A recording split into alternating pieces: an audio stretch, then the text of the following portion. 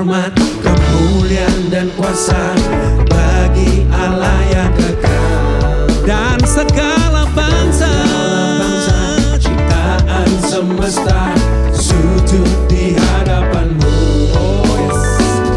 Surga bumi nyatakan kemuliaanmu, dan setiap lutut bersujud menyembah Kau Tuhan. Kami tinggikan kerajaanmu kekal selamanya, Allah yang kekal.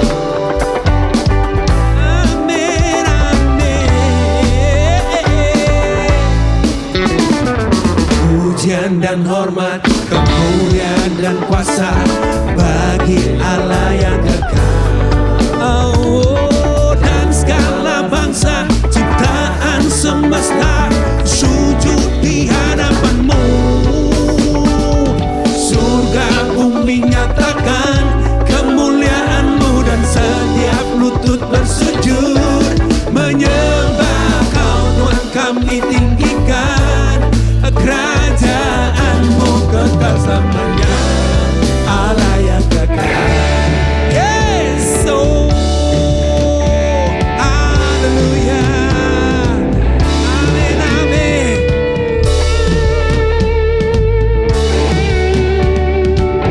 Sama-sama katakan, kerajaanmu berkuasa di bumi. Come on. Kerajaanmu berkuasa di bumi, puji Allah yang kekal. Sebab perbuatanmu ajaib dan besar, puji Allah yang kekal. Kerajaanmu, come on. Kerajaanmu berkuasa di bumi, puji Allah yang kekal. Sebab perbuatanmu ajaib dan besar, puji Allah yang kekal. Surga bumi nyatakan kemuliaanmu, dan setiap lutut bersujud menyembah Kau Tuhan. Kami tinggikan kerajaanmu kekal selamanya, Allah yang kekal. Oh, kerajaanmu berkuasa Tuhan. Hallelujah. Oh God, come on, say. Kerajaanmu berkuasa di bumi, puji Allah yang kekal. Sebab perbuatanmu ajaib dan besar, puji Allah yang kerajaanmu. Kerajaanmu berkuasa di bumi, puji Allah yang kekal. Sebab perbuatanmu ajaib dan besar, puji Allah yang kekal. Surga bumi nyatakan kemuliaanmu, dan setiap lutut bersujud menyembah Kau Tuhan. Kami tinggikan kerajaanmu kekal selamanya, Allah yang kekal. Oh God, Allah yang kekal. come on, come on, come on. Allah yang kekal. Yes.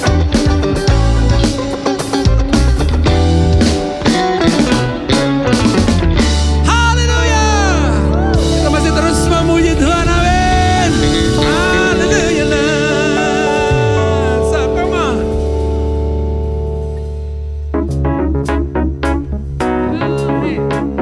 Haleluya. Oh God. Come on.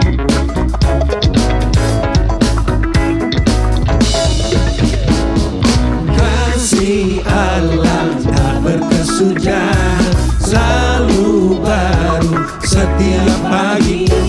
Rahmat-Nya pun tak pernah berakhir seumur Katakan hidup. kasih Allah. Come on, church. Kasih Allah tak berkesudahan, selalu baru setiap pagi. Rahmat-Nya pun tak pernah berakhir seumur hidupku. Dengan sukacita ku kan menari, dengan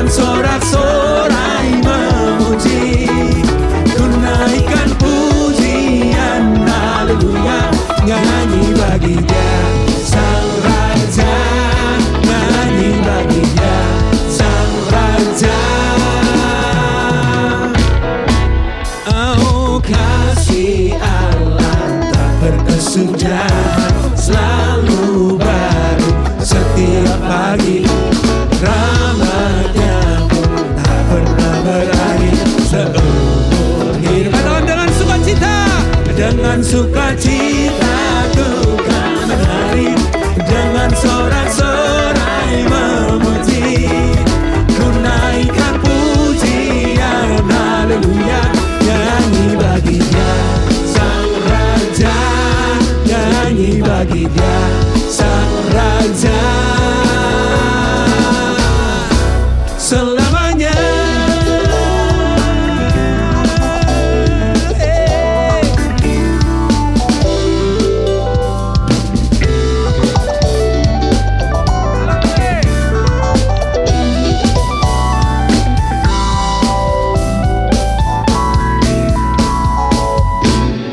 Dengan sukacita ku kan menari, dengan sorak-sorai memuji, ku naikkan pujian haleluya, nyanyi bagi Dia Sang Raja, nyanyi bagi Dia Sang Raja. Dengan sukacita ku kan menari, dengan sorak-sorai memuji, ku naikkan pujian haleluya, nyanyi bagi Dia Sang Raja, nyanyi bagi Dia Sang Raja, nyanyi bagi Dia Sang Raja selamanya.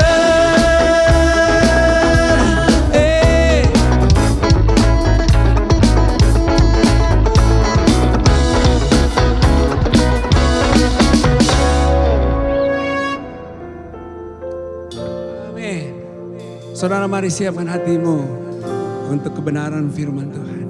Haleluya.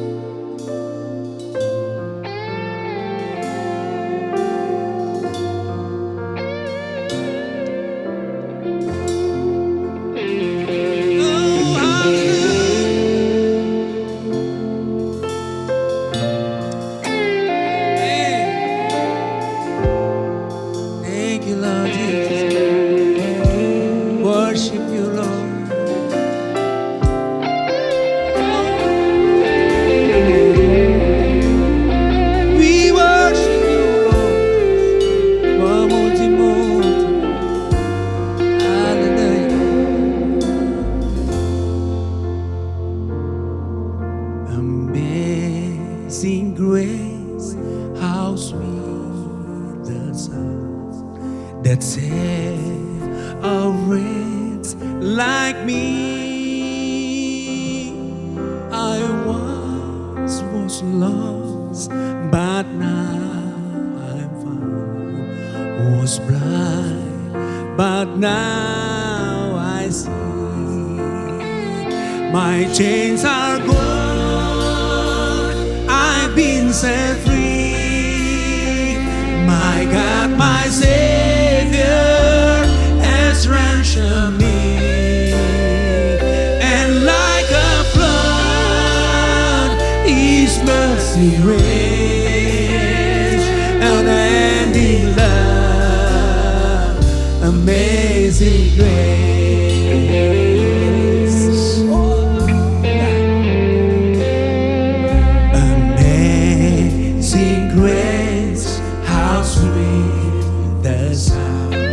That saved a wretch like me. I once was lost, but now I'm found. Was blind, but now I see. My chains are gone, I've been set free. My God, my Savior ransomed me, and like a flood, His mercy reigns. Unending love, amazing grace. My chains are gone, I've been set free. My God, my Savior has ransomed me. And like a flood, His mercy reigns. And in love, amazing grace. My chains are gone, I've been set free. My God, my Savior has ransomed me. And like a flood, His mercy reigns. And in love, amazing grace. My chains are gone, I've been set free. My God, my Savior has ransomed me. And like a flood, His mercy reigns. And then in love, amazing grace. My chains are gone, I've been set free. My God, my Savior has ransomed me. And like a flood, His mercy reigns. And then in love, amazing grace. My chains are gone, I've been set free. My God, my Savior has ransomed me. And like a flood, His mercy reigns. And then in love, amazing way. Oh, God. And then in love, amazing way. And then in love, amazing way. Oh, hallelujah. Oh, hallelujah. Hallelujah. Hallelujah, Lord. Hallelujah, Lord. Hallelujah. Hallelujah, Lord. We worship you, Lord God. We worship you, Lord. We worship you, Lord God. Jesus, we worship you. Oh, hallelujah, Lord. Hallelujah, hallelujah, hallelujah.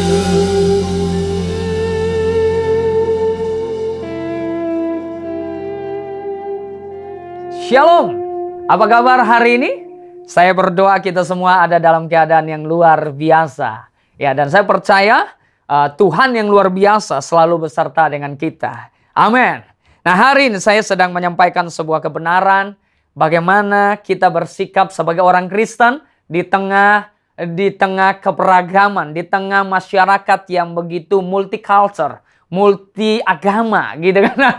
Nah, gimana kita menyatakan iman kita, gimana menyatakan sikap kita. Nah, waktu saya lagi mempersiapkan bahan khotbah untuk gereja di tempat ini, saya membaca sebuah artikel tentang 3 sikap yang kebanyakan ada di dunia kerja atau di dunia bisnis.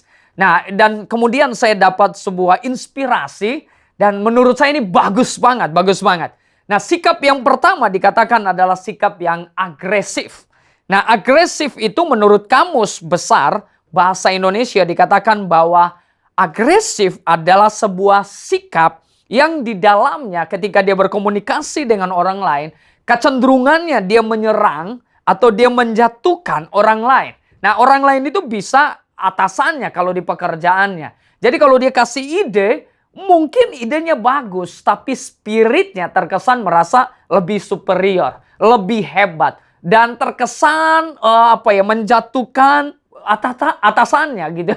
Nah, itu sebabnya kalau kita punya sikap agresif, walaupun kita punya segudang ide, kita punya segudang kemampuan, pengalaman, belum tentu diterima oleh atasan kita. Kenapa? Karena sikap agresif itu yang cenderungnya merasa lebih baik, yang cenderung menyerang, yang cenderung menjatuhkan.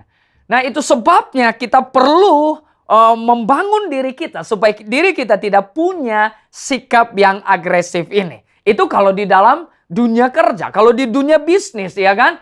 Orang gak nyaman juga sama kita. Kenapa? Karena kita agresif, kita merasa lebih baik, kita merasa lebih superior, lebih pintar gitu dari mereka, dan kecenderungannya kita merendahkan mereka, kita menyerang mereka, kita ngomongnya agak kasar gitu ya. Nah, ini membuat rekan bisnis kita yang tadinya mungkin mau deal sama kita, kemudian menjadi tidak deal, ya kan? Nah, di dalam rumah tangga juga saya melihat begini, betul, ternyata gini, sikap agresif ini yang selalu menjatuhkan pasangannya, merendahkan, menyalahkan, menyerang. Nah, ini membuat pasangan kita menjadi tidak nyaman. Dalam 5 tahun pernikahan saya yang pertama, saya punya sikap yang agresif ya. Saya cenderung menyalahkan bawahan saya di dunia kerja. Saya juga cenderung menyalahkan istri saya. Menyalahkan bahkan bukan cuma istri, keadaan, situasi. Ya, karena saya agresif ya kan. Kalau ngomong sama orang saya cenderung menyerang. Sampai satu titik saya akhirnya belajar bahwa sikap ini merugikan diri kita, ya kan? Nah, Alkitab berkata, kenapa sih ya orang punya sikap yang agresif ini? Di dalam 2 Korintus 5 ayat yang ke-16 menjelaskan kepada kita begini. Sebab itu kami tidak lagi menilai seorang juga pun menurut ukuran manusia. Nah, ini dia. Nah, kecenderungan kita kenapa agresif, kenapa merasa lebih baik, kenapa menyerang, kenapa merendahkan. Karena kita merasa lawan bicara kita lebih rendah dari kita, ya kan? Atau kita merasa lebih pintar dari mereka. Kita menilai manusia menurut ukuran manusia. Menurut apa yang dilihat oleh manusia.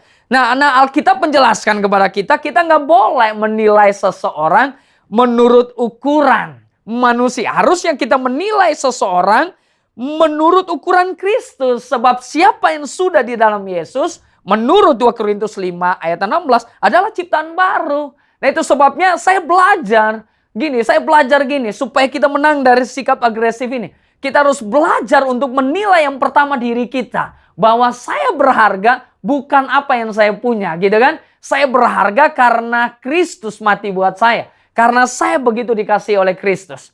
Ya kan, karena saya didamaikan oleh Kristus. Karena saya berharga makanya dia mau menebus saya. Karena saya diciptakan serupa dan segambar dengan dia.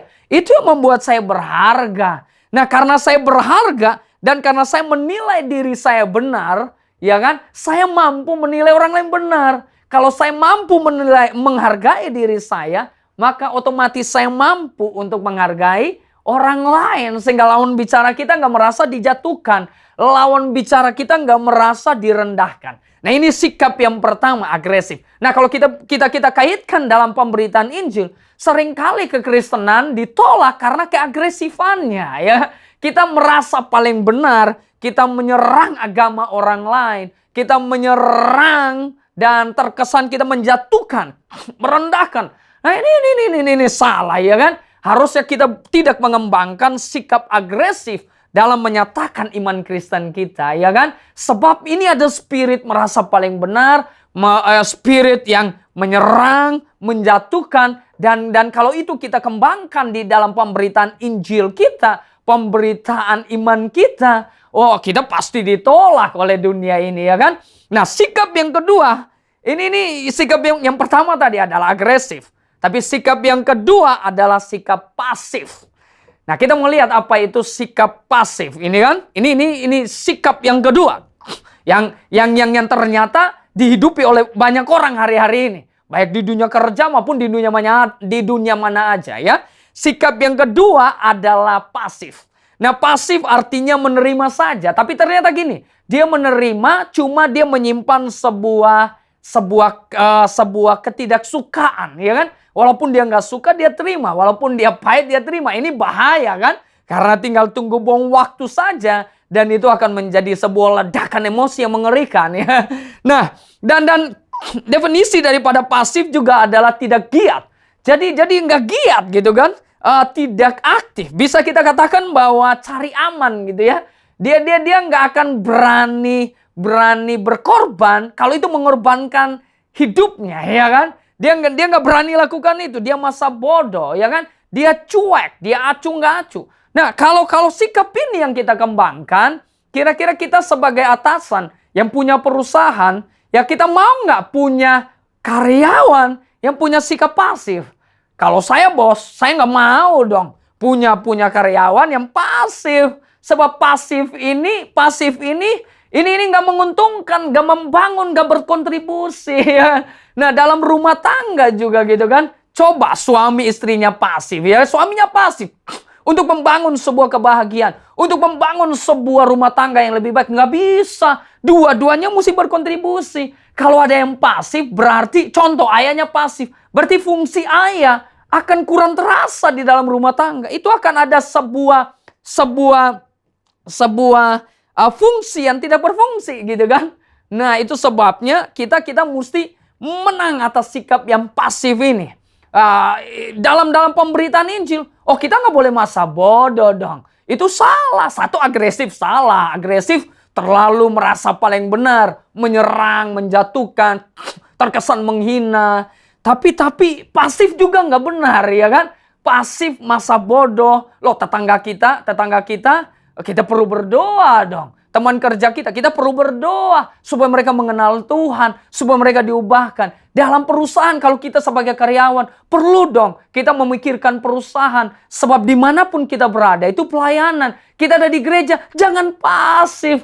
Ya, berapa banyak komsel nggak jalan karena pasif. Berapa banyak pelayanan nggak jalan karena sikap pasif ini. Masa bodoh gitu kan. Nggak acuh tak acuh, nggak mau tahu. Nah, dalam perusahaan juga begitu kan. Dalam sebuah organisasi, kalau punya sikap pasif, ya organisasi nggak akan maju gitu kan. Nah, itu sebabnya kita nggak boleh pasif gitu kan. Karena pasif bukan alkitabiah. Nah, di dalam Matius 5 ayat yang ke-13 dikatakan gini. Matius 5 ayat yang ke-13 dikatakan, kamu adalah garam dunia. Wow, ya kan? Jika garam itu menjadi tawar, dengan apakah ia diasinkan? Tidak ada lagi gunanya selain dibuang dan diinjak orang. Nah, kita nggak boleh pasif. Kita garam dan terang dunia. Kita harus menggarami. Ini menggarami menjadi terang. Itu sikap aktif, bukan sikap yang pasif, bukan masa bodoh, bukan cuek, ya kan? Oh ya, kita perlu jadi berkat. Kita perlu melakukan perbuatan baik, kita perlu berkontribusi, ya kan, supaya dimanapun kita berada, keberadaan kita dapat dirasakan. Ya kan, fungsi kita sebagai terang dapat dilihat, ya kan? Fungsi kita sebagai garam dapat dirasakan dong, ya kan? Nah, di dalam gereja perlu dong kita berkontribusi, di dalam rumah tangga perlu kita berkontribusi. Dimanapun kita berada, jangan punya sikap pasif ini, ya kan? Nah, satu kisah di dalam Kisah Para Rasul, ini bagus banget ya. Di dalam Kisah Rasul 17, ayat 16, 17, dan 19. Saya akan bacakan kepada saudara, Bapak, Ibu. Ini bagus banget ya. Saya baru saja saat teduh dan ini fresh banget gua dapat, ya kan? Nah, saya akan bacakan Kisah Para Rasul 17, ayat 16, ayat 17, dan ayat 19. Sementara Paulus menantikan mereka di Athena. Jadi Paulus lagi menantikan beberapa rekan pelayanannya di Athena. Nah, waktu dia ada di Athena, dia mengelilingin Athena dan Alkitab berkata gini. Sangat sedih hatinya karena ia melihat bahwa kota itu penuh dengan patung-patung berhala. Ini bukan sikap pasif. Ini juga bukan agresif, ya kan? Pasti udah nggak mungkin ya. Dia sedih. Nah, ada banyak orang mereka sedih karena kehilangan jabatan. Ada banyak orang mereka sangat sedih karena bisnisnya hancur. Oh, pasti saya juga akan sedih gitu kan? Tetapi Paulus nih keren. Dia sangat sedih hatinya karena ia melihat bahwa kota itu penuh dengan penyembahan berhala. Dia sedih karena mereka akan menuju kepada kebinasaan. Dia sedih karena mereka mereka nggak punya keselamatan, mereka nggak bertemu dengan Allah yang benar, ya kan? Nah, sikap pasif nggak boleh ada. Paulus mencontohkan kepada kita, dia nggak pasif dong. Dia sedih hatinya, dia punya belas kasihan. Nah, belas kasihan itu bicara tentang totalitas, ya kan? Belas kasihan yang Allah kasih kepada kita melahirkan tindakan-tindakan untuk menyatakan kasih, menyatakan kebenaran, tapi tetap dengan menghormati orang lain, ya kan? Oke, nah kita melihat ayat yang selanjutnya. Karena itu di rumah ibadat ia bertukar pikiran dengan orang-orang Yahudi dan orang-orang yang takut akan Allah. Dan di pasar, bayangin, setiap hari dengan orang-orang yang dijumpainya di situ. Lalu mereka membawanya menghadap sidang Areopagus dan mengatakan, bolehkah kami tahu ajaran baru mana yang kau ajarkan ini? Jadi ternyata begini, ada sebuah pintu kesempatan yang terbuka waktu Paulus punya hati. Nah, ini dia nggak pasif dong. Dia punya belas kasihan. Dia akhirnya bersoal jawab tentang Yesus, tentang jalan yang benar, tentang Allah yang benar. Kepada orang Yahudi di sinagog, di pasar kepada orang Yunani, siapa aja. Dia ketemu, dia bersoal jawab, dia ngobrol. Karena punya belas kasihan yang luar biasa gitu kan. Dia ingin mereka mengenal Allah. Nah, kemudian dengan belas kasihan dan totalitas itu, kemudian pintu kesempatan terbuka. Dari mana pintu kesempatan saya tahu terbuka? Kita pencatat dong. Mereka membawa dia ke sidang Areopagus. Ternyata gini, di Athena ada sebuah kebiasaan, itu namanya sidang Areopagus. Nah, sidang ini bertujuan kalau saudara, saya, siapa saja yang punya ide, gagasan yang baru, boleh menyampaikan di sana. Nah, waktu Paulus menyampaikan gagasan tentang Allah yang benar, tentang Yesus, mereka pikir ini apa gitu kan? Ini dewa baru apa? Akhirnya mereka undang, lu kan ngomong sesuatu yang kita nggak ngerti gitu. Boleh nggak lu ngomong aja di sidang Areopagus gitu. Dan akhirnya mereka memperkenalkan Paulus kepada pengurus di Areopagus dan dia diberi kesempatan gitu kan. Nah, Paulus tidak pasif. Dia bergerak ya kan. Dia penuh dengan belas kasihan. Dia penuh dengan keprihatinan. Dia prihatin. Dia sedih hatinya kalau orang itu nggak berjumpa dengan Allah yang benar.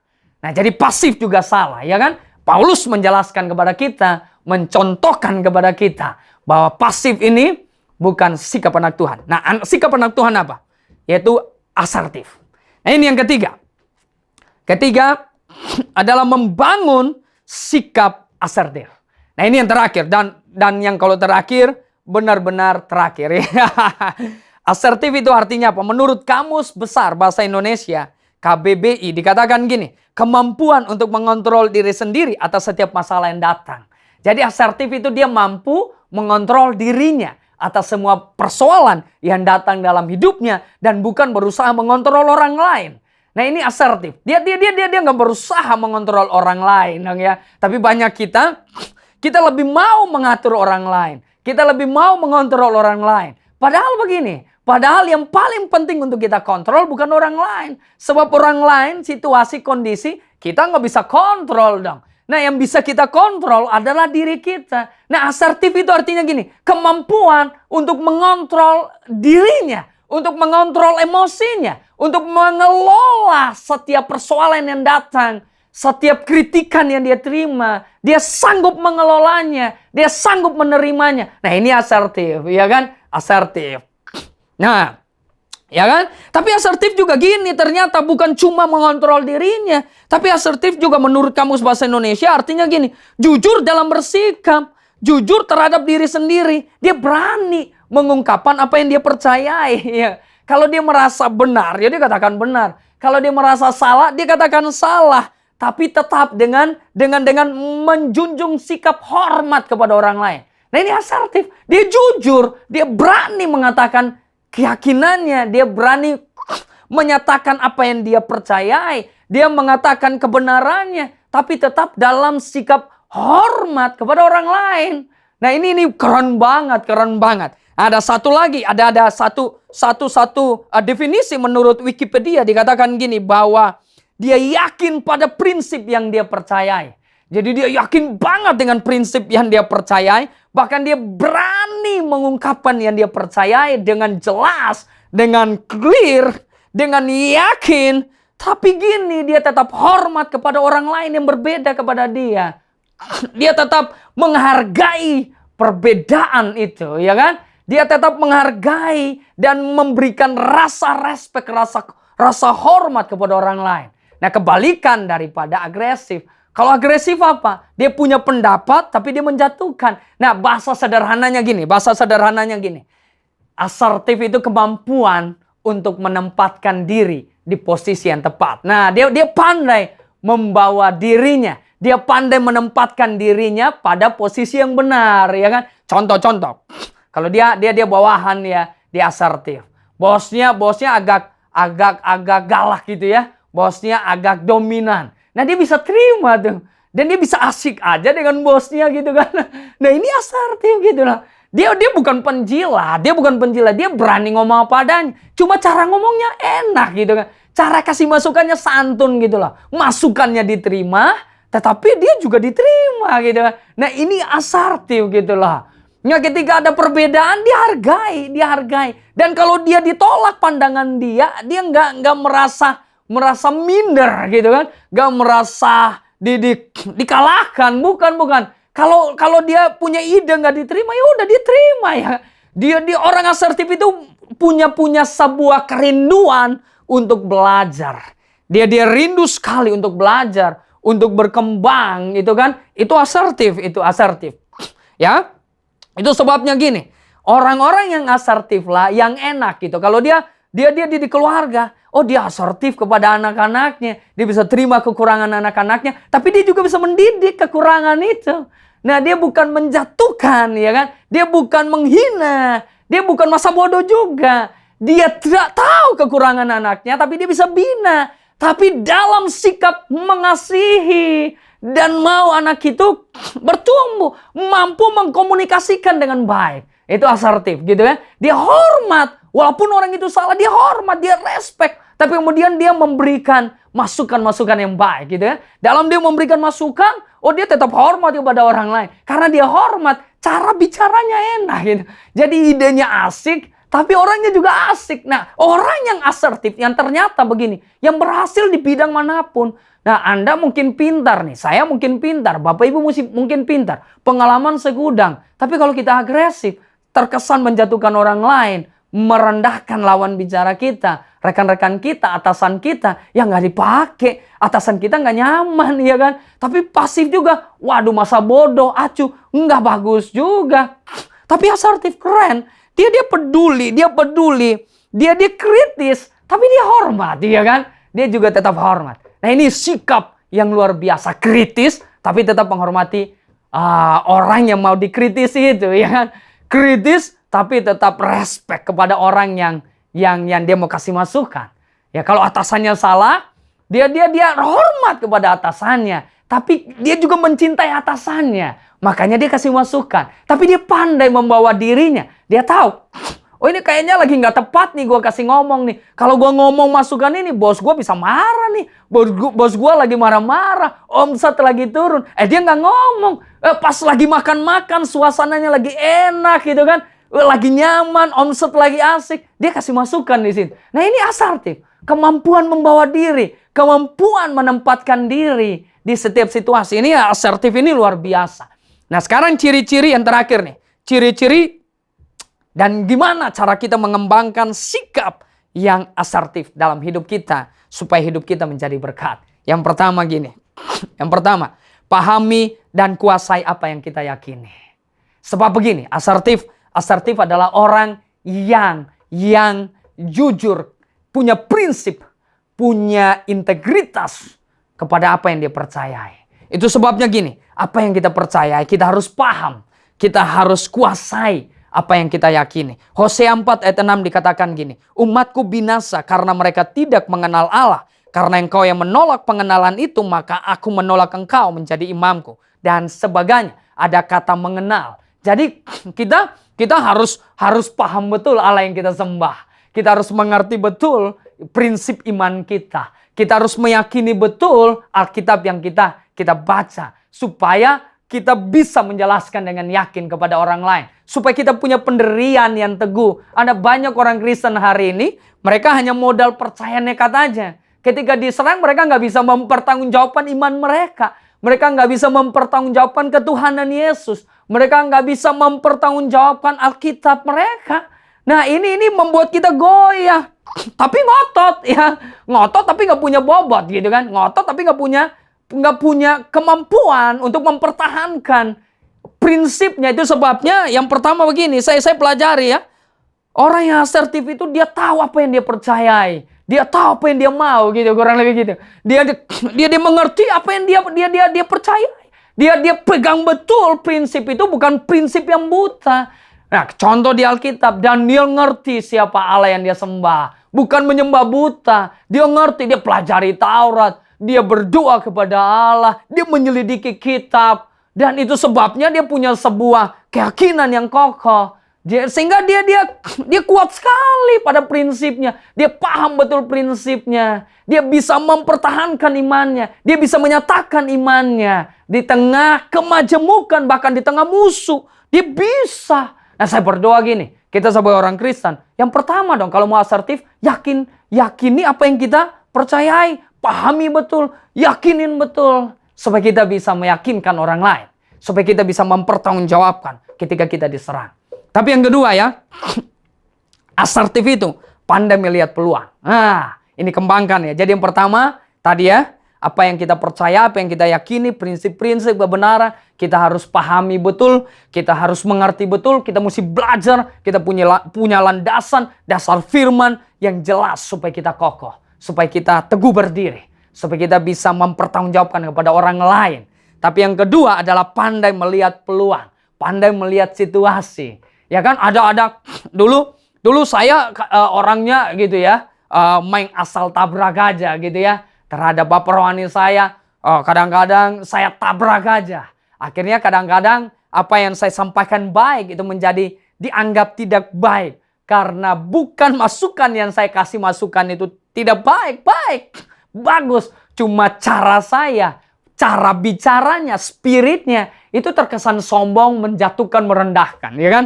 Akhirnya makin tua kita makin belajar gitu ya. Belajar bahwa kita pandai menempatkan diri. Ini asertif. Asertif itu asik banget. Dia tahu kapan harus menyampaikan. Situasinya kayaknya belum tepat. Karena ada satu prinsip gini, situation is the boss ya.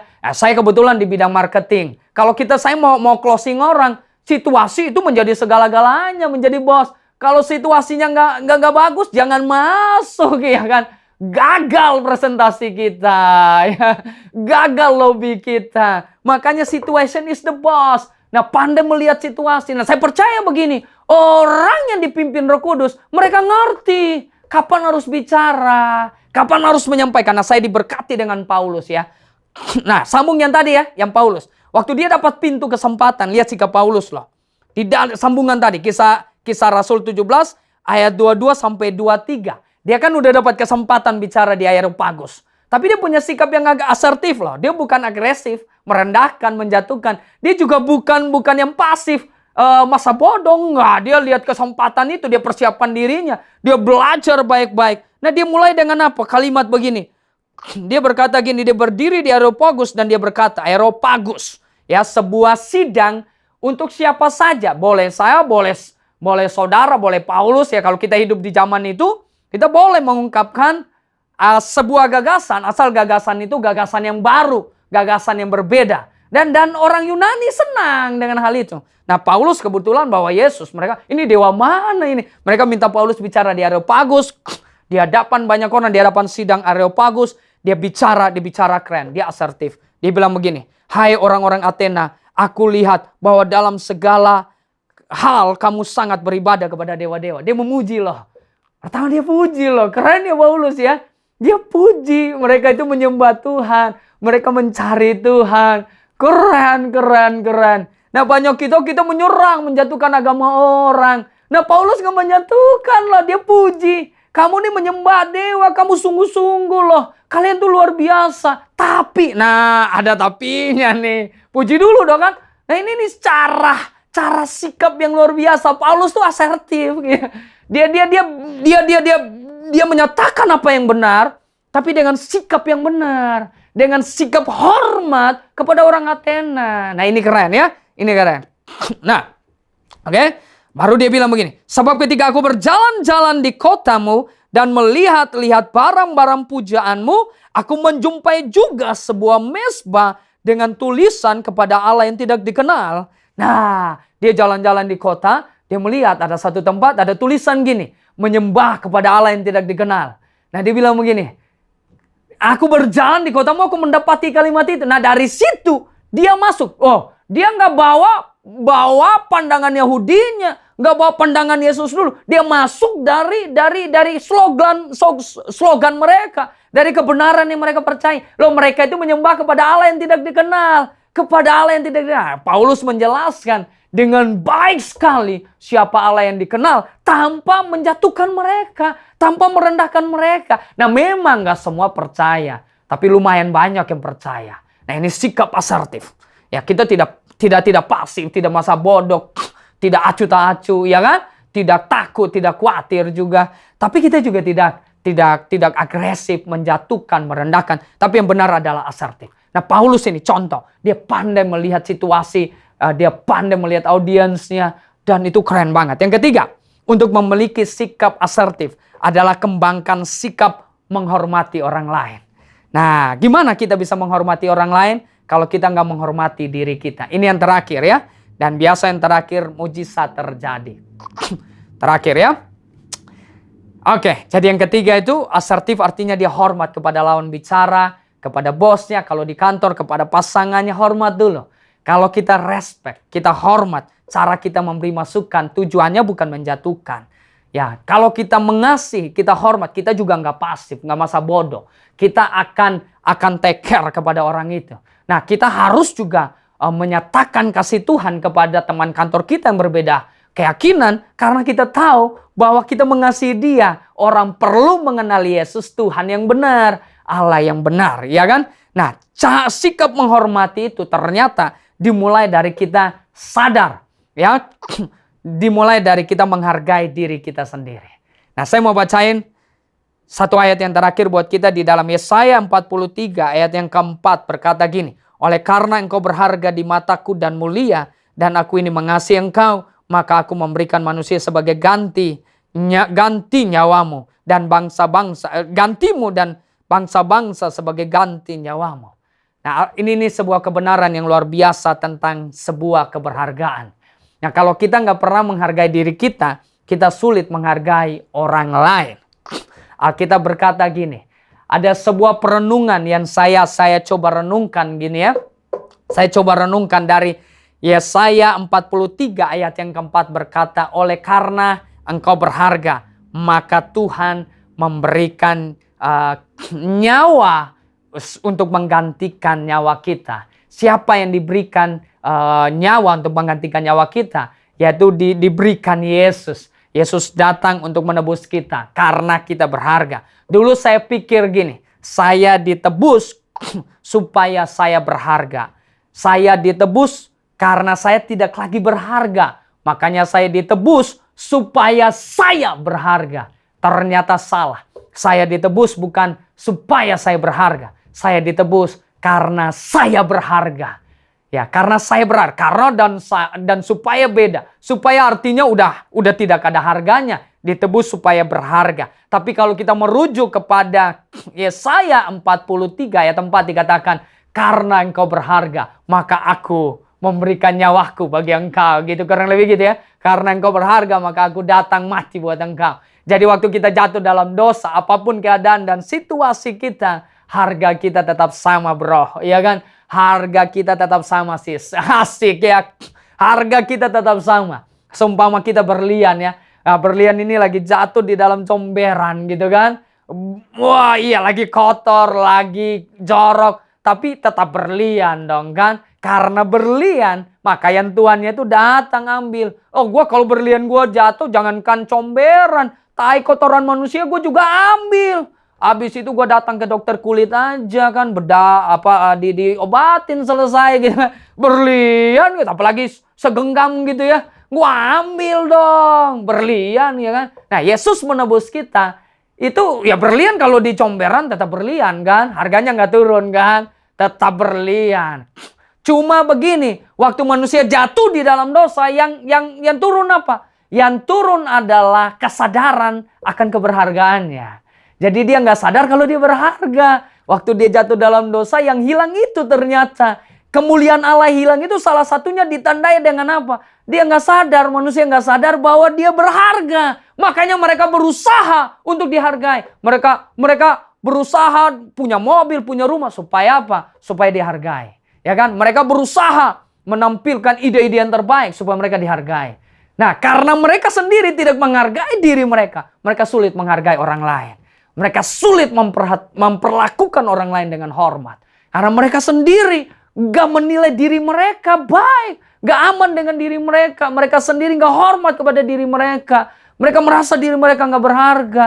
Nah, itu sebabnya waktu saya mengerti kebenaran ini. Oleh karena Rinto berharga, maka Tuhan mau mati buat saya. Karena saya tetap berharga apapun keadaan saya. Gak ada hubungannya dengan masalah, dengan situasi saya, kondisi saya, keuangan saya, fisik saya, ide-ide saya mau diterima nggak terima, saya tetap berharga. Nah, orang yang punya rasa berharganya sehat, dia mudah menghargai orang lain. Ya kan, kita ini mahal, kita ini berharga di mata Tuhan. Jadi sikap asertif itu adalah sikap yang hormat kepada orang lain, tapi juga apa adanya. Ya, tapi juga berani menyatakan iman, tapi tetap hormat. Nah, hormat kenapa? Karena semua manusia berharga di mata Tuhan. Karena Tuhan menghendaki semua orang menjadi anaknya. Semua orang dibenarkan. Amin, saudaraku. Nah, ini ada 3 sikap ini yang harus kita bangun, ya kan, dalam hidup kita. Terima kasih, Tuhan memberkati. Mari kita berdoa. Tuhan, terima kasih buat hari ini untuk kebenaran yang Engkau singkapkan kepada kami supaya kami punya sikap asertif. Tuhan, kami berdoa supaya kami tidak punya sikap yang agresif, yang merasa paling benar, yang merendahkan orang lain, yang menyerang orang lain, menyerang pribadi orang lain, menjatuhkan orang lain. Kami hancurkan sikap itu dari hidup kami, karena kami tidak mau menilai manusia menurut ukuran manusia, karena kami pun dinilai berdasarkan kemurahan Tuhan, berdasarkan kasih karunia Tuhan. Kami berharga hari ini bukan karena apa yang kami upayakan, tapi karena apa yang Kristus kerjakan bagi kami. Sebab karena identitaslah kami berharga. Identitas kami adalah anak Allah. Kami orang yang berharga, makanya kami jadi berharga. Terima kasih Tuhan, terima kasih. Kami juga gak mau punya sikap yang pasif. Tapi kami berdoa, ya kami punya sikap yang asertif. Kami mampu menempatkan diri yang tepat di waktu yang tepat. Kami punya rasa respek kepada lawan bicara kami. Sehingga waktu kami menyampaikan sesuatu, itu tetap dalam suasana yang menyenangkan. Dalam suasana yang tepat. Tuhan, kami berdoa, Engkau memberikan kami hikmat, memberikan kami spirit yang asertif, yang mampu mengelola perbedaan, yang mampu menerima perbedaan, yang mampu menempatkan diri ya dalam situasi yang tepat, yang tidak merasa lebih baik, lebih hebat dari orang lain, yang terus memberikan rasa hormat kepada orang lain. Terima kasih Tuhan, kami berdoa, biarlah jemaat-Mu diberkati Tuhan.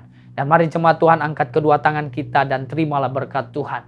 Berkat yang terbaik dari Bapa Surgawi, di dalam nama Bapa, Anak, dan Roh Kudus turun dalam hidup saya dan saudara, menjadikan kami orang-orang yang asertif, orang-orang yang aktif di dalam memberitakan Injil, tapi tetap menghormati orang lain. Itu turun atas hidup saya dan saudara. Diberkatilah semua yang kami kerjakan, dan apapun yang kami kerjakan, Engkau buat berhasil, Engkau buat bahkan melimpah, dan supaya menjadi saluran berkat buat orang lain. Dan hari-hari ini apapun yang sedang terjadi dalam hidup kami, kasih karunia Allah, damai sejahtera Allah turun atas kami, sehingga kami punya kekuatan, kami punya iman untuk menjadi saluran berkat, untuk menyatakan kemuliaan Tuhan, untuk menerima yang terbaik dari Tuhan. Di dalam nama Tuhan Yesus, kami berdoa dan mengucap syukur. Haleluya. Yang percaya sama-sama katakan, amin.